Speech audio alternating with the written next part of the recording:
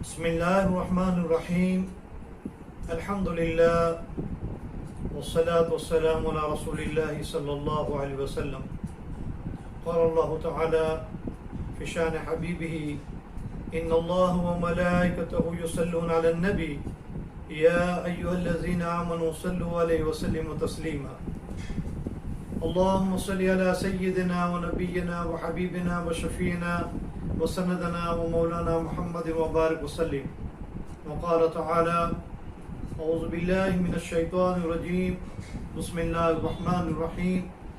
يا أيها الذين آمنوا كتب عليكم الصيام كما كتب على الذين من قبلكم لعلكم تتقون أياما معدودات. صدق اللہ العظیم. میرے بھائیو، دوستو، بزرگوں اور میرے عزیزوں، السلام علیکم ورحمۃ اللہ وبرکاتہ. رمضان مبارک، رمضان کریم. اللہ جل شانہ کا بہت بڑا احسان اور کرم ہے کہ اللہ تعالیٰ نے ایک بار پھر ہمیں رمضان کا مبارک مہینہ نصیب فرمایا. ہم بہت خوش نصیب ہیں اور ہماری خوش نصیبی پر اللہ کا جتنا شکر ادا کریں اتنا کم ہے. کتنے لوگ ہمارے ساتھ تھے گزشتہ سال، آج وہ نہیں ہے. وہ اللہ کی رحمت میں چلے گئے، وہ اللہ کو پیارے ہوئے. ان کو 1 منٹ کی مہلت اگر مل جائے تو یقیناً وہ ہمیں یہی جواب دیں اور یہی ہمیں کہیں کہ رمضان بڑا برکت کا مہینہ ہے، رحمت کا مہینہ ہے، نور کا مہینہ ہے، دعا کی قبولیت کا مہینہ ہے، گناہوں کی معافی کا مہینہ ہے، اور جہنم سے دوری کا مہینہ ہے، آگ سے خلاصی کا مہینہ ہے، جنت کے داخلے کا مہینہ ہے. جتنی ہو سکے اتنی اس کی قدر کر لو. لیکن افسوس وہ لوگ جو اس مبارک مہینے کی بھی قدر نہیں کرتے اور مہینہ ان کے اوپر سے چلا جاتا ہے اور افسوس کرتا ہے کہ ہم نے رسول پاک صلی اللہ علیہ وسلم کی اس حدیث پاک کو نہیں سنا کہ نبی کریم صلی اللہ علیہ وسلم ایک مرتبہ ممبر شریف کے اوپر تشریف فرما ہے. پہلے اسٹیپ کے اوپر آپ نے جب قدم مبارک رکھا تو آپ نے فرمایا آمین، اور دوسرے پر جب قدم رکھا تو فرمایا آمین، اور تیسرے پر جب قدم رکھا تو فرمایا آمین. صحابہ نے پوچھا: یا رسول اللہ صلی اللہ علیہ وسلم، آج ہم نے ایسی چیز دیکھی جو اس سے پہلے نہیں دیکھی تھی. آپ تینوں سٹیپ کے اوپر جب قدم رکھتے تھے تو باری باری اب آمین آمین آمین فرماتے جاتے تھے. نبی کریم صلی اللہ علیہ وسلم نے اس کی وجہ بیان فرمائی کہ آج جبریل علیہ السلام تشریف لائے اور جبریل علیہ السلام نے کہا ہلاک ہو جائے، برباد ہو جائے وہ شخص جس کے سامنے آپ کا مبارک نام لیا جائے اور آپ پر صلاۃ السلام اور درود شریف نہ پڑھے. دوسرے سٹیپ کے جب میں آیا تو جبریل نے کہا ہلاک ہو جائے اور برباد ہو جائے وہ شخص جس کو اس کی زندگی میں اس کے ماں باپ دونوں یا دونوں میں سے کوئی ایک، ماں یا باپ، بڑھاپے کی حالت میں ملے اور اس کی خدمت کر کے وہ جنت نہ کما لے. میں نے کہا آمین، اور جب تیسرے کے اوپر قدم رکھا تو جبریل نے فرمایا ہلاک ہو جائے، برباد ہو جائے وہ شخص جس کو رمضان کا مبارک مہینہ ملے اور اس کی عبادت کی، رمضان کی عظمت کی، رمضان کے احترام کی، رمضان کے روزوں کی قدر نہ کر کے جنت نہ حاصل کر لے، جنت نہ کما لے. ایک روایت میں تو یہ بھی فرمایا گیا کہ جبریل علیہ السلام جب دعا فرما رہے تھے تو آپ صلی اللہ علیہ وسلم نے نہیں چاہا کہ آمین کہے، کیونکہ جبریل کا دعا کرنا اور اللہ کے رسول صلی اللہ علیہ وسلم کا آمین کہنا اس کی قبولیت میں کوئی دیری نہیں رکھتا. لیکن جبریل نے کہا کہ اللہ نے مجھے بھیجا ہے، تو جبریل علیہ السلام جیسے فرشتے بد دعا دیں اور جس پر اللہ کے رسول آمین کہیں جبریل علیہ السلام نے آپ سے کہا آپ فرمائیے آمین. بھلا اس میں کیا دیری ہو سکتی ہے؟ ان تینوں چیزوں کے اوپر آپ نظر کریں کہ تینوں چیزیں مومنین کے لیے کتنی امپورٹنٹ ہے کہ اللہ کے رسول صلی اللہ علیہ وسلم کا نام مبارک لیا جائے تو ہمیں درود شریف پڑھنا چاہیے، صلاۃ و سلام پڑھنا چاہیے. حضرت انس رضی اللہ تعالیٰ عنہ نے پوچھا یا رسول اللہ صلی اللہ علیہ وسلم قیامت کے دن آپ سے سب سے نزدیک، آپ کے سب سے قریب کون ہوگا؟ نبی کریم صلی اللہ علیہ وسلم نے فرمایا جو مجھ پر زیادہ سے زیادہ درود پڑھتا ہے، مجھ پر صلاۃ و سلام بھیجتا ہے، وہ مجھ سے قیامت میں زیادہ قریب اور نزدیک ہوگا. پوچھا یا رسول اللہ صلی اللہ علیہ وسلم سب سے پہلی شفاعت کن لوگوں کو نصیب ہوگی؟ نبی کریم صلی اللہ علیہ وسلم نے فرمایا جو زیادہ سے زیادہ صلاۃ و سلام اور درود شریف میرے اوپر پڑھتے ہیں ان کو میری شفاعت جلدی نصیب ہوگی. حضرت انس نے فرمایا یا رسول اللہ میں چاہتا ہوں کہ اپنے رات اور دن کا 1/3 وقت 1/3 آپ پر صلاۃ و سلام اور درود شریف کے لیے خاص کر دو. آپ صلی اللہ علیہ وسلم نے فرمایا بہت خوب، لیکن اور زیادہ کرو تو آپ کے لیے بہتر ہے. حضرت انس نے فرمایا میں رات اور دن کا پونا حصہ، آدھا حصہ آپ کے لیے صلاۃ و سلام کے لیے خاص کرتا ہوں. آپ صلی اللہ علیہ وسلم نے فرمایا بہت اچھا، اور زیادہ کرو تو بہتر ہے. تو حضرت انس نے فرمایا کہ یا رسول اللہ صلی اللہ علیہ وسلم میں چاہتا ہوں اپنے رات اور دن کے سارے اوقات آپ کے لیے صلاۃ و سلام اور درود شریف کے لیے خاص کر دوں. نبی کریم صلی اللہ علیہ وسلم نے ان کو اجازت دی. تو نبی کریم صلی اللہ علیہ وسلم کے اوپر درود شریف پڑھنا یہ بڑی سعادت ہے، بڑی نیک بختی ہے، برکت کا ذریعہ ہے، دعا کی قبولیت کا ذریعہ ہے. جب دعا کرے تو آگے اور پیچھے درود شریف پڑھ لیا کریں، کیونکہ درود شریف عند اللہ، اللہ کے نزدیک مقبول ہے اور قبول ہے. تو پہلے درود پڑھا، بعد میں درود پڑھا، تو جب اگلی اور پچھلی دونوں عبادتیں قبول ہو گئی تو اس کے بیچ کے اندر میں جو دعا ہوگی تو یہ دعا بھی قبول ہو جائے گی. اللہ کے نبی کریم صلی اللہ علیہ وسلم نے فرمایا تمہیں معلوم ہے سب سے زیادہ بخیل کون ہے؟ صحابہ نے پوچھا یا رسول اللہ صلی اللہ علیہ وسلم آپ فرمائے کہ بخیل کون ہے؟ نبی کریم صلی اللہ علیہ وسلم نے فرمایا سب سے بڑا بخیل میری امت کا وہ انسان ہے جس کے سامنے میرا نام ذکر کیا جائے اور میرے پر درود نہ پڑے. ابو ذرع رضی اللہ تعالی عنہ بہت بڑے محدث گزرے ہیں، بہت بڑے عالم گزرے ہیں، بہت بڑے فقیہ گزرے ہیں، بہت بڑے اللہ والے گزرے ہیں. ان کا انتقال ہوا تو کسی نے خواب میں دیکھا اور پوچھا کہ شیخ اللہ نے آپ کے ساتھ کیا معاملہ کیا؟ ابو ذرع رضی اللہ تعالیٰ عنہ نے فرمایا کہ اللہ نے میرا بڑا اکرام کیا، اللہ تعالیٰ نے میرے ساتھ بڑی نوازش فرمائی. اتنا ہی نہیں، پہلے آسمان کے فرشتوں کی امامت اللہ تعالیٰ نے مجھے نصیب فرمائی. تو پوچھا کہ اس کی کیا وجہ ہے کہ پہلے آسمان کے فرشتوں کی امامت تمہیں نصیب ہوئی؟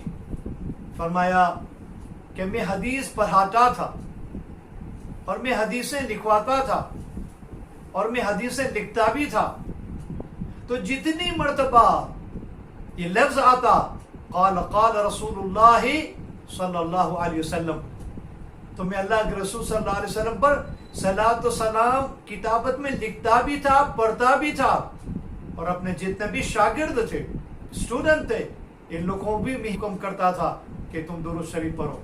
تو میری زندگی پوری کی پوری اللہ کے رسول صلی اللہ علیہ وسلم کے اوپر صلاۃ و سلام میں گزری، رات اور دن، صبح اور شام، ہر گھڑی ہر لمحہ.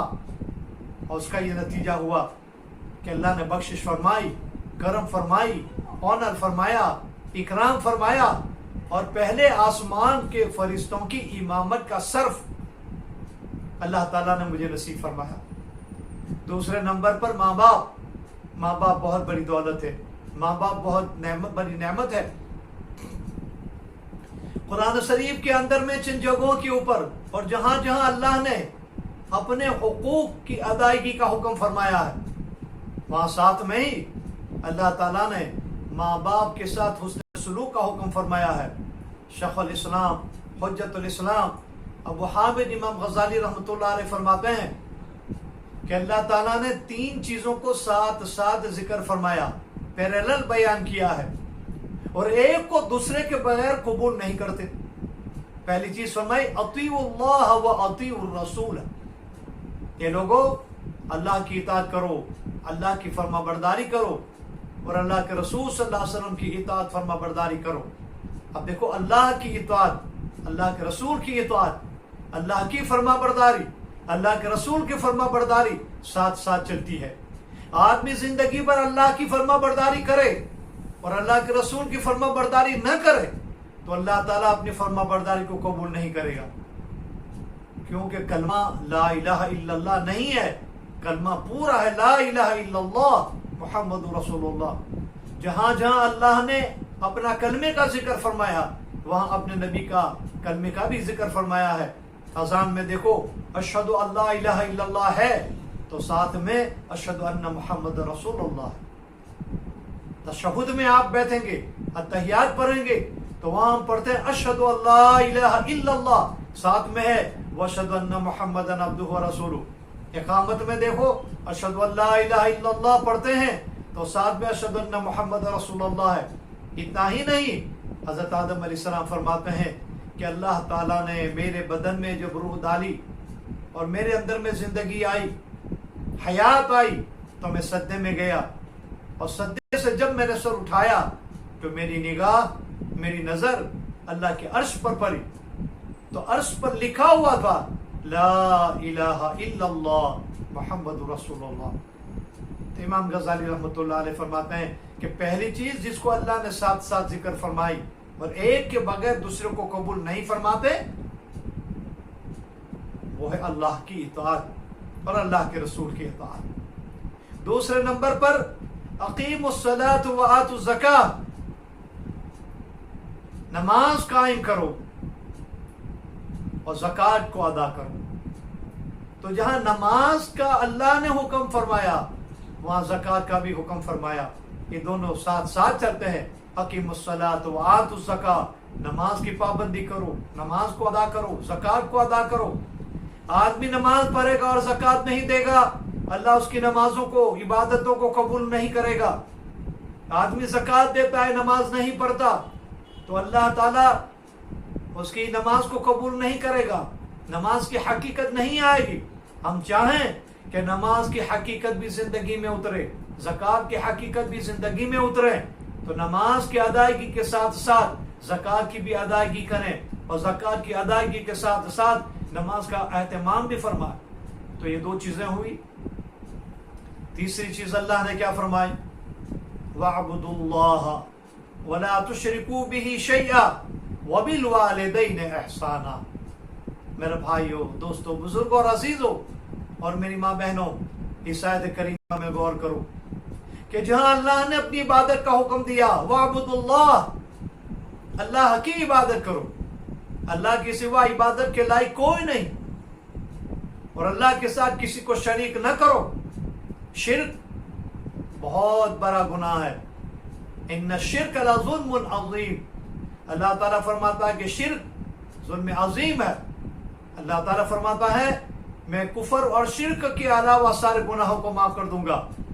آدمی نے بڑے سے بڑے گناہ کیے ہیں، اللہ سے معافی مانگ لے، اللہ سے توبہ کر لے، اللہ اس کے سارے گناہوں کو معاف کرنے کو تیار ہے، لیکن شرک اور کفر کو اللہ معاف نہیں کرے گا۔ اللہ تعالیٰ کفر سے ہماری حفاظت کرے، اللہ تعالیٰ شرک سے ہماری حفاظت کرے۔ ہمارا ایمان محفوظ کیسے رہے، ہم کفر اور شرک سے کیسے بچ جائیں، انشاءاللہ تعالیٰ ایک دن اس کے اوپر مجلس رکھیں گے اور اس کے اوپر بات کریں گے۔ تو جہاں اللہ تعالیٰ نے اپنی عبادت کا ذکر فرمایا وَاعْبُدُوا اللَّهَ وَلَا تُشْرِكُوا بِهِ شَيْئًا، ساتھ میں اللہ تعالیٰ نے اپنے حق کے ساتھ ماں باپ کے حق کو جوڑ دیا۔ وَبِالْوَالِدَيْنِ إِحْسَانًا، تمہارے ماں باپ کے ساتھ احسان کا معاملہ کرو، بھلائی کا معاملہ کرو۔ جہاں اللہ تعالیٰ نے اپنا ایک حق بیان کیا ہے وہاں ماں باپ کے 5 حق بیان فرمائے ہیں۔ اللہ تعالیٰ کہتا ہے تمہارے ماں باپ کے سامنے اونچی آواز میں بات نہ کرو، تمہارے ماں باپ کو اف تک نہ کہو، تمہارے ماں باپ کو تکلیف نہ کہو، تمہارے ماں باپ کے لیے اپنے آپ کو کھپا دو۔ اتنا ہی نہیں، اللہ تعالیٰ یہ بھی کہتا ہے کہ تمہارے ماں باپ کے لیے زندگی میں بھی اور مرنے کے بعد بھی دعا کرو۔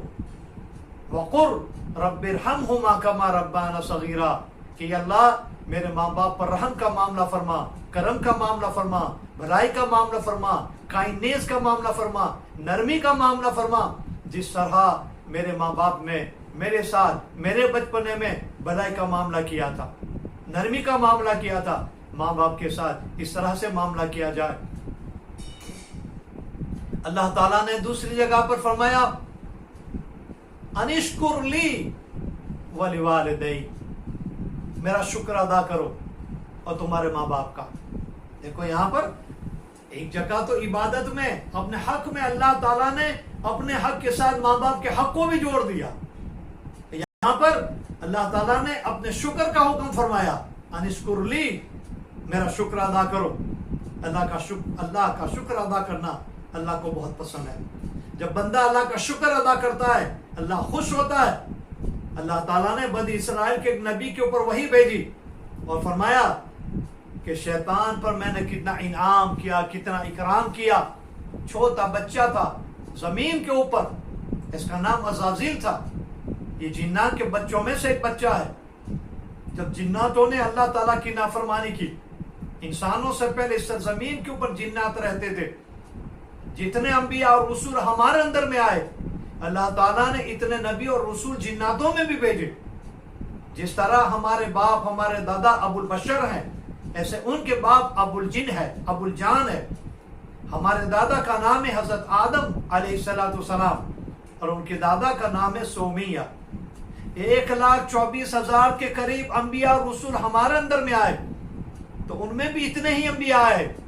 ان کے پہلے نبی تھے ابو الجان سومیہ، اور ان کے آخری نبی جن کا نام تھا یوسف۔ جس طرح ہمارے اندر میں یوسف علیہ السلام ہے، ان میں بھی یوسف آئے ہیں۔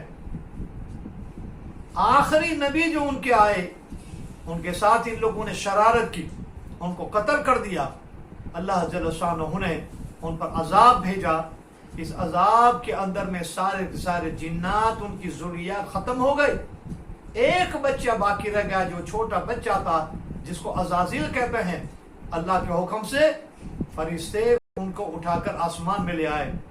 یہ فرشتوں میں بھرا ہوا، یہ جنت کے نورانی ماحول میں بھرا ہوا، بس وہاں عبادت کرتا تھا۔ امام راضی رحمۃ اللہ علیہ فرماتے ہیں کئی ہزاروں سال تک زمین پر عبادت کی، کئی ہزاروں سال جنگلوں میں عبادت کی، کئی ہزاروں سال آسمانوں میں عبادت کی، لیکن چونکہ اس کی فطرت کے اندر میں خباثت تھی، اس کی فطرت کے اندر میں نمک حرامی تھی، اس کی فطرت کے اندر میں شرارت تھی، اس شرارت نے، اس فطرت نے جوہر دکھا دیا، اپنی ذات دکھا دی۔ جب آدم علیہ السلام کو سجدے کا حکم ہوا تو اس نے سجدہ نہیں کیا، یہ اپنی فطرت پر باقی رہا۔ اس کا کبر، اس کا عین، اس کا گھمنڈ، اس کا عجب، اس کا پرائڈ کھل کر باہر آیا۔ یہ اللہ سے کہتا ہے انا خیر من، میں آدم سے بہتر ہوں، اس لیے کہ آدم کو علیہ السلام آپ نے مٹی سے پیدا کیا، اور مٹی زمین پر نیچے رہتی ہے، اور مجھے آپ نے آگ سے پیدا کیا اور آگ اوپر رہتی ہے۔ بھلا اوپر رہنے والی نیچے رہنے والی کو کیسے سجدہ کرے؟ اللہ تعالیٰ نے اس کو وہاں سے نکال دیا۔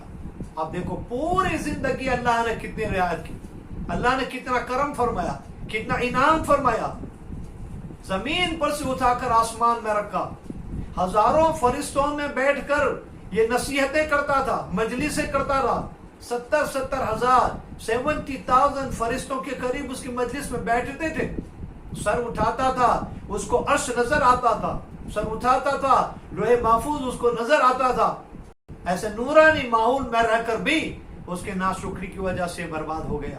تو ناشکری وہ چیز ہے جو انسان کا ایمان بھی چھین لیتی ہے، اللہ کی نعمتوں سے محروم کر دیتا ہے، اللہ کی نظروں سے انسان کو ہٹا دیتا ہے، اللہ کی نظروں سے گرا دیتا ہے، اپنے مقام اور منزلت سے گر جاتا ہے۔ کیونکہ اللہ تعالیٰ فرماتا ہے لَإِن شَكَرْتُمْ لَأَزِيدَنَّكُمْ وَلَئِن كَفَرْتُمْ إِنَّ عَذَابِي لَشَدِيدٌ۔ اے لوگو، اے میرے بندو، اگر میرا شکریہ ادا کرو گے تو یاد رکھو تمہاری نعمتوں میں اضافہ کروں گا، میں زیادتی کروں گا، اور یاد رکھو اگر تم نے ناشکری کی تو جو نعمت میں نے دی ہے وہ نعمت میں چھین لوں گا۔ تو اللہ جل شانہ نے بنی اسرائیل کے نبیوں میں سے ایک نبی کے اوپر وہی بھیجی کہ میرا شکر ادا کرو۔ اب آپ قرآن پاک پڑھیں گے تو آپ کو پتا چلے گا کہ اللہ تعالیٰ نے سلیمان علیہ السلام اور داؤد علیہ السلام کو ایک خاص حکم دیا، اعملوا آل داؤد شکرا۔ اے سلیمان اور داؤد اور سلیمان علیہ السلام کی آل اور اولاد، میرا شکر ادا کرو۔ اس حکم کے ملنے کے بعد سیدنا داؤد علیہ السلام اور سیدنا سلیمان علیہ السلام اپنی اولاد کے ساتھ، اپنے بچوں اور بچیوں کے ساتھ، اپنے نواس و نواسیوں کے ساتھ، اپنے پوتے اور پوتیوں کے ساتھ، اپنے پورے خاندان کے ساتھ تہجد سے لے کر اشراق تک ان کے محل میں ایک خاص جگہ تھی، ایک خاص عبادت خانہ تھا جس کے اندر بھی اللہ کا عبادت کرتے تھے، اللہ کا شکریہ ادا کرتے تھے۔ تو اللہ تعالیٰ نے اس نبی کو وہی بھیجی اور فرمایا شیطان نے زندگی میں کبھی بھی میرا شکریہ ادا نہیں کیا۔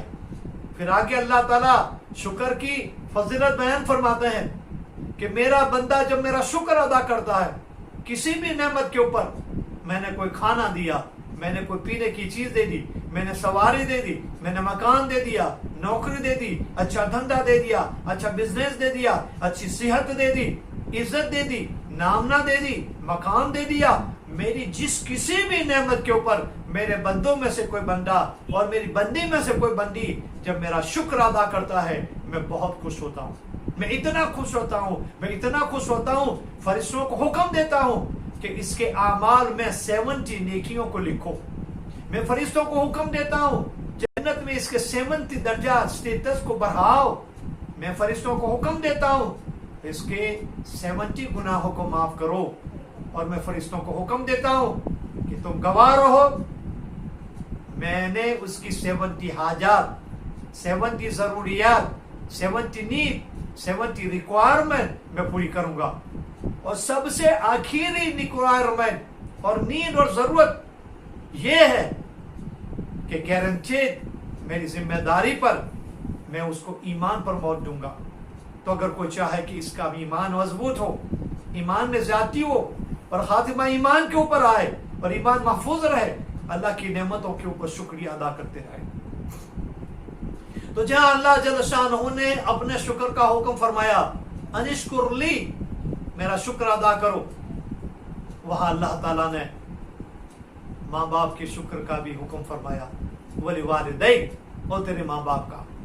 محققین حضرات، مفسرین حضرات، علماء کرام نے ایک عجیب نکتہ بیان فرمایا کہ اگر آدمی اللہ کی عبادت میں اگر کمزور پڑا، اللہ کا حق ادا کرنے میں کمزور پڑا، اللہ کی عبادت میں کمزور پڑا، اللہ عبادتوں کا محتاج نہیں ہے، معاف کر دے گا، لیکن ماں باپ اگر ناراض ہو گئے، ماں باپ کی خدمت میں کمزوری آ گئی، ماں باپ کا شکریہ ادا کرنے میں کمزوری آ گئی، جب تک ماں باپ معاف نہیں کریں گے اللہ تعالیٰ معاف کرنے والا نہیں۔ مفسرین حضرات فرماتے ہیں کہ جب سورہ اعراف نازل ہوئی، اللہ کے نبی علیہ السلام نے صحابہ سے پوچھا کہ لوگوں تمہیں معلوم ہے اعراف کیا ہے؟ صحابہ نے فرمایا یا رسول اللہ ہمیں نہیں معلوم اعراف کیا ہے۔ نبی کریم صلی اللہ علیہ وسلم نے فرمایا کہ اعراف جنت اور جہنم کے بیچ میں ایک جگہ ہے، یہ وہ جگہ ہے جس میں جنت جیسا آرام نہیں اور جہنم جیسا عذاب نہیں، ٹرانزٹ پوائنٹ، بفر زون۔ پھر نبی کریم صلی اللہ علیہ وسلم نے اپنے صاحب سے پوچھا کہ تمہیں معلوم ہے کہ اس اعراف میں کون لوگ رہیں گے؟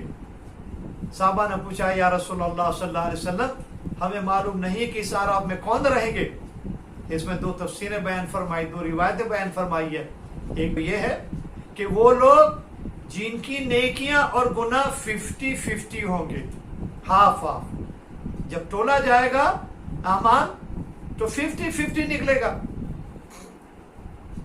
جنت کے لیے بھی وہ کوالیفائڈ ہوگا، جہنم کے لیے بھی وہ کوالیفائڈ ہوگا۔ ابھی اللہ جل شانہ کی ثواب دیدگی پر، اللہ جل شانہ کے رحم و کرم پر، اللہ جل شانہ کے فضل و کرم پر ہوگا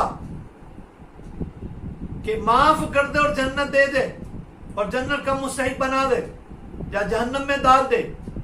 یہ وہ گھڑی ہے اور یہ وہ موقع ہے اور یہ وہ وقت ہے جہاں پر کوئی آدمی ایک نیکی دینے کو تیار نہیں ہوگا، بلکہ ہر انسان ایک ایک نیکی کے لیے ایک دوسرے سے بھیک مانگیں گے۔ ایک تفسیر تو یہ فرمائی کہ ایک کیٹیگری تو یہ لوگ ہوں گے کہ جن کے اعمال اچھے بھی ہیں تو 50% ہے، برائے بھی ہیں تو 50% ہے، اور دونوں کے وہ مستحق ہے، جنت کے جہنم کے، یہ اللہ کی رحمت کے اوپر موقوف ہے۔ اللہ تعالی ہم پر رحم فرمائے اور ہمیں جنتی بنائے۔ لیکن دوسری جو روایت بیان فرمائی، دوسری کیٹیگری جو بیان فرمائی، میرے بھائیوں اور میرے عزیزوں، میری ماں بہنوں، میرے دوستوں، برادروں، بہت سکیری ہے۔ کیا فرمایا نبی کریم صلی اللہ علیہ وسلم نے کہ بڑے بڑے عبادت گزار ہوں گے، تہجد گزار ہوں گے، دینوں کو روزہ رکھنے والے ہوں گے اور کیا کیا نیکیاں کرنے والے ہوں گے، لیکن ان کے ماں باپ ان سے ناراض تھے، ماں باپ کا حق ادا نہیں کیا، ماں باپ کو ناراض کیا، ماں باپ کی بات نہیں مانی، ماں باپ مرے تو اس حال میں مرے کہ ماں باپ ان سے ناراض تھے، تو اللہ جل شانہ فرمائیں گے جاؤ، جب تک تمہارے ماں باپ تمہیں معاف نہیں کریں گے تمہارا جنت کا فیصلہ نہیں ہوگا، ان کی عبادتوں پر فیصلہ نہیں ہوگا، ان کی راتوں کی لمبی لمبی نمازوں پر فیصلے نہیں ہوں گے، ان کے لمبے لمبے روزوں کے اوپر فیصلے نہیں ہوں گے۔ اب جو فیصلہ ہوگا ماں باپ کی رضامندی پر ہوگا کہ تمہارے ماں باپ اگر راضی ہیں اور معاف کر دیں تو پھر تمہاری معافی ہے، ورنہ اسی اعراف کے اندر میں لٹکے رہو۔ اللہ تعالی ہماری آپ کی سب کی حفاظت فرمائے، اور جن کے ماں باپ زندہ ہیں ان کی قدردانی کرنے والے بنائے، کیونکہ ماں باپ سے بڑھ کر ایمان کے بعد مومن کے لیے کوئی بڑی عبادت نہیں ہے۔ نبی کریم صلی اللہ علیہ وسلم نے فرمایا کہ اللہ تعالیٰ 3 لوگوں کی دعاؤں کو رد نہیں کرتا۔ مظلوم جب دعا کرتا ہے سیدھی اللہ کے عرش کے پاس چلی جاتی ہے، روزہ رکھنے والا افطاری کے وقت میں جب دعا مانگتا ہے عند الافطار، اللہ تعالیٰ اس دعا کو رد نہیں کرتا۔ کم از کم اتنا بھی وقت نکال لے اور دعا مانگ لے، اللہم لک صمت وبک آمنت وعلیک توکلت وعلی رزقک افطرت۔ اور ایک دعا یہ بھی بتائی گئی ہے ابن عباس رضی اللہ تعالیٰ عنہما کی اتھارٹی سے، یا واسع الفضل اغفر لے، یہ دعا بھی پڑھ لے اور دونوں بھی اگر پڑھ لیں تو بہتر ہے۔ اللہ کے نبی علیہ الصلوۃ والسلام نے فرمایا کہ تیسرے خوش نصیب وہ ہیں جن کی دعا کو اللہ تعالیٰ رد نہیں فرماتا، وہ ماں باپ ہیں۔ سیدنا موسیٰ علیہ السلام تورات ملنے کے بعد، نبوت ملنے کے بعد، اور اللہ سے جو ہم کلامی نصیب ہوئی کوہ طور کے اوپر، ماؤنٹن سینا پر، تو وہاں پر برکات تھے، تجلیات تھے۔ موسیٰ علیہ السلام وہاں پر آتے جاتے رہتے تھے ان برکات کو حاصل کرنے کے لیے۔ ایک مرتبہ موسیٰ علیہ السلام پہاڑ کے اوپر چڑھ رہے تھے اور اللہ کی جناب میں سے آواز آئی، موسیٰ سنبھل کر چل۔ موسیٰ علیہ السلام کھڑے ہو گئے، اٹینشن میں آ گئے، اور اللہ جل جلالہ امن والوں سے پوچھا، یا الہ العالمین، میں کتنی مرتبہ کوہ طور پر آیا، کبھی بھی آپ نے مجھ سے یہ نہیں فرمایا موسیٰ سنبھل کر چل، آج مجھ سے فرما رہے ہیں سنبھل کر چل۔ کیا کوئی خاص واقعہ ہے، کوئی خاص بات ہے؟ حضرت موسیٰ علیہ السلام نے جواب دیا، اللہ تعالیٰ نے جواب دیا حضرت موسیٰ کو کہ موسیٰ، تیرے لیے رحمت کی، تیرے لیے برکت کی اور تیرے لیے سلامتی کی دعا کرنے والی تیری ماں آج دنیا میں نہیں رہی۔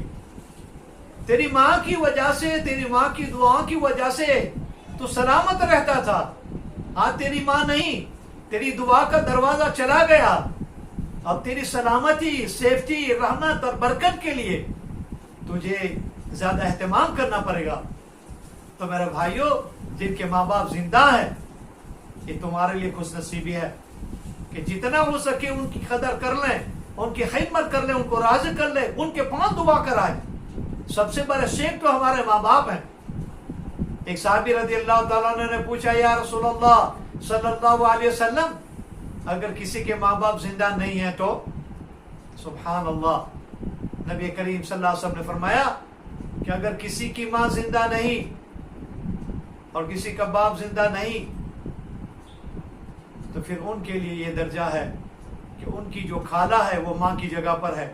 خالہ کی خدمت کرو گے، آنٹی کی خدمت کرو گے تو ماں کی خدمت کا ایکویلنٹ ہوگا۔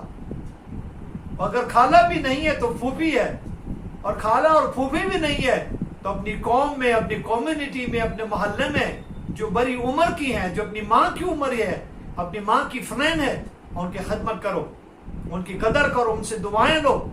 اللہ تعالیٰ ان کی دعاؤں کو رد نہیں کرتا۔ ایک صحابی نے پوچھا، یا رسول اللہ صلی اللہ علیہ وسلم،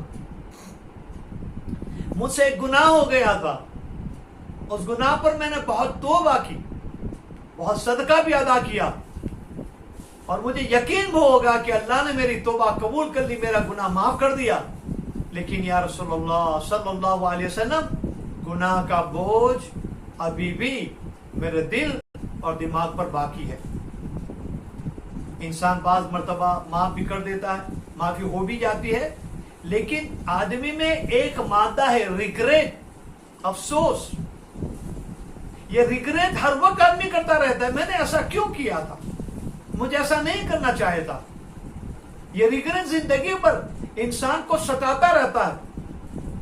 یہ ریگریٹ ہونا، گلٹی کانشیس ہرٹ ہوتا ہے۔ تو صحابی کو بھی گلٹی کانشیس ہرٹ کرتا رہا، گلٹی کانشیس اس کے دل دماغ کو مارتا رہا، جس سے وہ ڈپریس ہوتے رہے، وہ اپنی زندگی پر ریگریٹ کرتے رہے، وہ بوجھ ان کے دل سے نہیں ہٹا۔ آپ صلی اللہ علیہ وسلم نے اس کو کیا دوائی بتائی، کیا علاج بتایا، کیا راستہ بتایا؟ اللہ کے نبی نے فرمایا، جا تیری ماں کی خدمت کر، تیری ماں کی خدمت کر کے اس کو راضی کر لے، تیری ماں راضی ہو جائے گی، تیرے گناہ کا بوجھ ہٹ جائے گا۔ خدا پاک کی قسم، ماں کیا دولت ہے۔ وہ صحابی فرماتے ہیں، کتنی توبائیں کی، کتنی عبادتیں کی، کتنا صدقہ کیا، کتنا کفارہ کیا، گناہ کا بوجھ نہیں آتا۔ آیا ماں کی خدمت کی، ماں کو خوش کیا، ماں کے دعائیں منگائی، اللہ کی قسم اسی وقت وہ ریگریٹ، گلٹی کانشیس اور دل کا بوجھ ہٹ گیا۔ تو ہم چاہتے ہیں ہمارے گناہ معاف ہو، گناہ کا بوجھ ہٹ جائے، گلٹی کانشیس ہٹ جائے، ریگریٹ ہماری زندگیوں سے نکل جائے، ہماری دعائیں قبول ہو جائے۔ اتنا ہی نہیں، اللہ کے رسول صلی اللہ علیہ وسلم نے فرمایا، اگر جنت چاہتے ہو، الجنہ تحت اقدام الامہات، تمہاری ماں کے قدموں کے نیچے ہے۔ تو جو ماں باپ کی خدمت کرتا ہے تو اس کے لیے جنت واجب ہو جاتی ہے۔ اللہ کے نبی علیہ السلام نے فرمایا، تمہارے ماں باپ جنت کے دروازوں میں سے ایک دروازہ ہے، یہ تمہارے اوپر ہے، اس دروازے کو باقی رکھو، اس دروازے کو توڑ دو۔ مبارک مہینہ ہے، رمضان کا مہینہ ہے، جتنا ہو سکے اتنا رسول پاک صلی اللہ علیہ وسلم پر صلاۃ و سلام اور درود شریف پڑھیں۔ جن کے گھر میں ماں باپ زندہ ہیں ان کی خدمت کریں، اور جن کے ماں باپ مرحوم ہیں ان کے لیے دعا کریں، کیونکہ رسول پاک صلی اللہ علیہ وسلم نے فرمایا، جب صحابی نے پوچھا، یا رسول اللہ، جن کے ماں باپ دنیا سے جا چکے ہیں، اب وہ ریگریٹ کرتے ہیں کہ ان کی خدمت نہیں کر پائے، ان کا حق ادا نہیں کر پائے، وہ دنیا سے گئے اور وہ ناراض تھے، اب کیا کمپنسیشن ہوگا، کفارہ کیا ہوگا، کیسے ماں باپ کو راضی کر لیا جائے؟ نبی کریم صلی اللہ علیہ وسلم نے فرمایا، ماں باپ کے انتقال کے بعد بھی 3 چیزیں باقی رہ جاتی ہے جس سے ماں باپ راضی ہو جاتے ہیں، قبروں کے اندر وہ خوش ہو جاتے ہیں اور ہمارے لیے دعائیں کرتے ہیں۔ پہلی چیز، ماں باپ نے جو وصیت فرمائی وہ وصیت شریعت کے مطابق ہے تو اس پر عمل کرو۔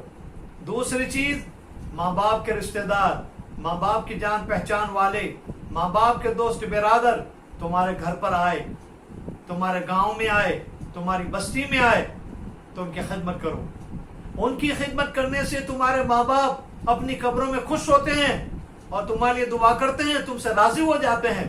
اور تیسری چیز یہ ہے کہ جتنا ہو سکے اتنا ماں باپ کے لیے ہر نماز کے بعد، تلاوت کے بعد، ذکر کے بعد، حج اچھے عمل کے بعد دعا کرتے رہیں۔ اللہم اغفر لی ولوالدی، یا اللہ میری مغفرت فرما اور میرے ماں باپ کی مغفرت فرما۔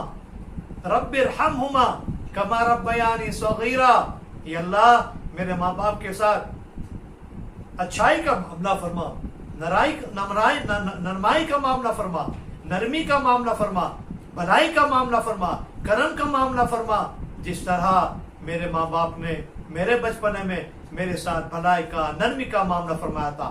تو دو چیزیں تو میں نے آپ کو بیان فرما دی۔ تیسری چیز نبی کریم صلی اللہ علیہ وسلم نے فرمایا، جب تیسرے سٹیپ کے اوپر پہنچے تو کہا ہلاک ہو جائے وہ شخص، برباد ہو جائے وہ شخص جس کو رمضان کا مبارک مہینہ ملے اور اس کی قدر نہ کرے، اس کی عظمت نہ کرے، اس کا احترام نہ کرے، اس کا رسپیکٹ نہ کرے، اس میں عبادت نہ کرے اور اپنی جنت نہ حاصل کر لے اور جہنم سے نہ بچ جائے۔ اللہ کے رسول صلی اللہ علیہ وسلم نے فرمایا آمین۔ اس پر غور کرو کہ آدمی کو رمضان ملے اس کی قدر نہ کرے، اس سے بڑا محروم کوئی نہیں ہے۔ اللہ تعالیٰ نے یہ رمضان کا مہینہ ایک مہمان کے طور پر دیا ہے، اس کی خدمت کرو، اس کا اکرام کرو۔ رسول پاک صلی اللہ علیہ وسلم کے زمانے میں ایک یہودی تھا، وہ اپنے بیٹے سے کہتا ہے کہ میرے بیٹے ابھی رمضان کا مہینہ چل رہا ہے، یہ مسلمانوں کا متبرک مہینہ ہے، یہ برکت والا مہینہ ہے، اے میرے بیٹے گھر سے باہر جب نکلو تو کسی بھی مسلمان کے سامنے نہ کھانا اور نہ پینا، رمضان کا احترام کرنا۔ اور وہ لڑکا بڑا سلیقہ والا تھا، کبھی کبھی رسول پاک صلی اللہ علیہ وسلم کی خدمت میں بھی آ جاتا تھا، کیونکہ اللہ کے رسول صلی اللہ علیہ وسلم کی خدمت اور عزت کا بھی اس نے حکم فرمایا تھا۔ ایک مرتبہ جب وہ بیمار ہو گیا اور رسول پاک صلی اللہ علیہ وسلم کو پتا چلا کہ وہ لڑکا بیمار ہو گیا ہے، تو آپ صلی اللہ علیہ وسلم اس کی بیمارداری کے لیے اس کے گھر تشریف لائے۔ جب اس کے گھر تشریف لائے، نبی کریم صلی اللہ علیہ وسلم نے آثار سے، علامات سے، سائن سے، نشانیوں سے پتہ لگا لیا کہ بچے کا آخری گھڑی ہے، بچہ کسی بھی وقت مر سکتا ہے۔ تو بچے سے فرمایا کہ پر لا الہ الا اللہ محمد رسول اللہ، تیری دنیا اور آخرت کامیاب ہو جائے گی، تیری آخرت بن جائے گی۔ لڑکے نے اپنے باپ کی طرف دیکھا، بول نہیں سکتا تھا، اشارے میں، کود میں اپنے باپ سے پوچھنا چاہتا ہے کہ میں کیا کروں۔ وہ تو یہودی کا بیٹا، یہودی کے گھر میں پیدا ہوا، یہودی مذہب پر پلا اور اسی پر اس کی تعلیم اور تربیت ہوئی تھی، اور اللہ کے رسول صلی اللہ علیہ وسلم اس کو کلمے کی تلقین فرما رہے ہیں۔ باپ نے کہا بیٹا پڑھ لے، یہ صادق مصدوق ہے، یہ اللہ کے سچے نبی ہیں، جا پڑھ لے۔ بچے نے کلمہ پڑھا، لا الہ الا اللہ محمد رسول اللہ، اشہد ان لا الہ الا اللہ واشہد ان محمد عبدہ ورسولہ، اور بس تھوڑی ہی دیر میں اس کی روح نکل گئی۔ نبی کریم صلی اللہ علیہ وسلم نے کیا جواب دیا؟ نبی کریم صلی اللہ علیہ وسلم نے کیا فرمایا؟ محققین کیا فرماتے ہیں، علماء کیا فرماتے ہیں؟ اس بچے کو ایمان ملا، اس بچے کو دین ملا، پوری زندگی یہودی مذہب پر گزاری، مرتے وقت کلمہ نصیب ہوا اور جنت بن گئی، آخرت بن گئی، وہ صرف اور صرف اس وجہ سے کہ وہ رمضان کا احترام کرتا تھا، وہ رمضان کا رسپیکٹ کرتا تھا، اور رمضان میں جب بھی باہر نکلتا تھا تو کسی مسلمان روزدار کے سامنے نہ کھاتا تھا نہ پیتا تھا، گھر سے کھا کر نکلتا تھا، گھر سے پی کر نکلتا تھا، اور گھر آ کر ہی کھانا کھاتا تھا اور پیتا تھا۔ اللہ نے رمضان کا احترام کرنے کی وجہ سے ایک یہودی کو ایمان کی توفیق نصیب فرمائی۔ تو میرے بھائیو، دوست اور بزرگوں، ہم مسلمان ہو کر، اللہ کے رسول کے امتی ہو کر، ہمارے اندر میں رمضان کا احترام ہوگا، رمضان کی عبادت کا حق ادا ہوگا، قرآن پاک کی تلاوت کا حق ادا ہوگا، دعاؤں کا اہتمام ہوگا، سحری کا اہتمام ہوگا، تراویح کا اہتمام ہوگا، تہجد کا اہتمام ہوگا، تسبیح، تذکیر، تحلیل، تکبیر کا اہتمام ہوگا، استغفار کا اہتمام ہوگا۔ تو آپ بتاؤ اللہ تعالی ہمارے پر کیا کیا نوازش فرمائے گا، دنیا میں بھی اور آخرت میں۔